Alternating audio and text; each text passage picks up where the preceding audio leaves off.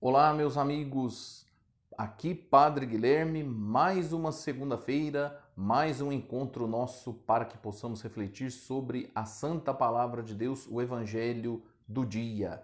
Hoje, 9 de novembro, a Igreja celebra a dedicação da Basílica de Latrão, em Roma.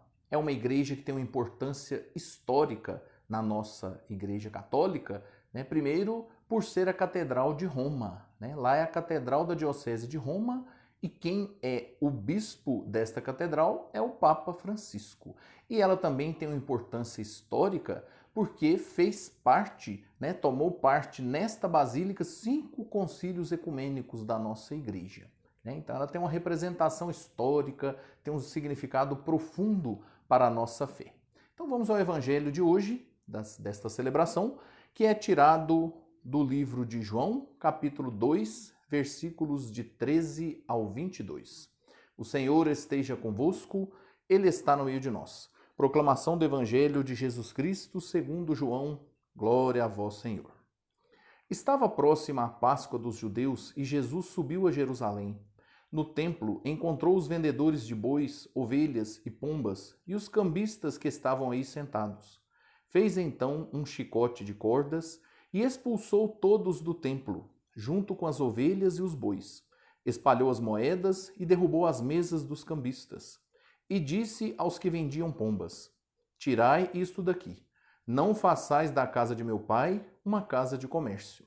Seus discípulos lembraram-se mais tarde que a Escritura diz: O zelo por tua casa me consumirá.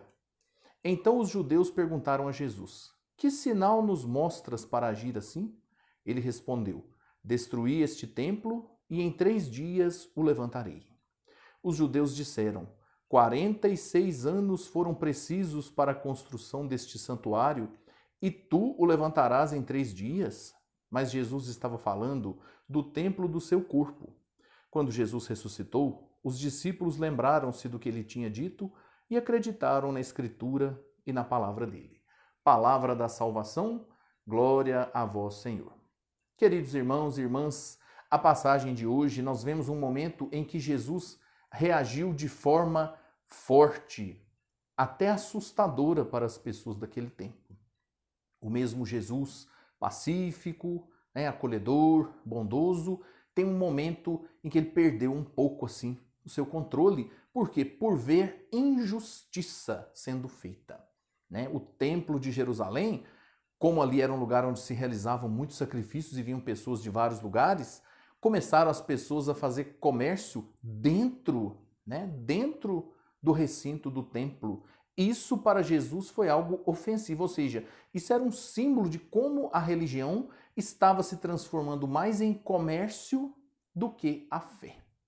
E este é um risco que nós corremos, da nossa religião, de 2 coisas. Primeiro, a nossa religião virar um comércio de venda de objetos religiosos, venda de imagens. Isso não pode estar acima daquilo que a igreja anuncia, que é o amor de Deus, que é o anúncio do Evangelho. Esse anúncio tem que estar acima de todas as outras coisas. Os comércios que se realizam nas igrejas, nos lugares de peregrinação, as lojas de artigos religiosos, isso não está errado, é necessário. Nós gostamos das nossas lembrancinhas, dos nossos objetos de fé, eles nos ajudam a viver a nossa fé. Mas não é isso o mais importante, isso não pode ser o mais essencial.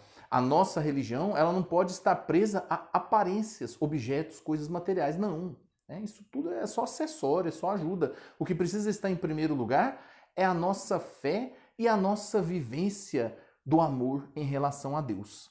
A segunda coisa que é preocupante e existe um risco da nossa religião se transformar é a nossa relação com Deus se transformar no tipo de um comércio, Como se fosse assim, nós pagamos a Deus com a nossa oração e com a nossa participação, assim, cumprindo as nossas obrigações de fé e esperamos a recompensa de Deus fazendo aquilo que nós queremos.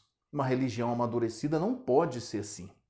Alguém que acredita em Deus e quer seguir o caminho de Jesus tem que viver a sua fé de uma forma muito mais profunda do que isso. Nossa religião não é uma religião de eu peço, Deus me concede e eu cumpro um preceito, uma oração, uma obrigação religiosa. Não.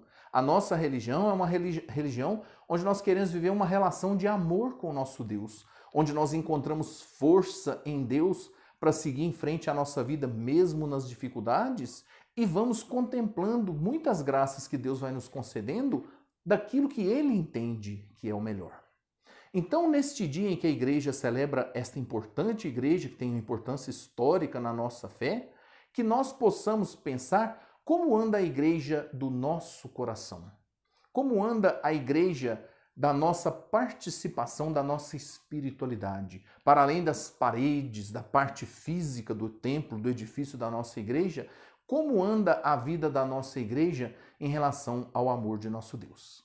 Que a graça do Senhor possa descer sobre você e sua família e que desça sobre você a bênção do Deus Todo-Poderoso, Pai, Filho e Espírito Santo. Amém.